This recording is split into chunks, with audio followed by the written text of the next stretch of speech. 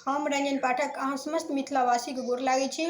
एकटा चैती गीत लऽ कऽ हम दुनू बहिन उपस्थित छी। आशा करै छी अहाँ सबके नीक लागत। से जिया से सैयार उठ गेलै हो रामा, कोयल तोरे बोलिया। से जिया से सैयार उठ गेलै हो रामा,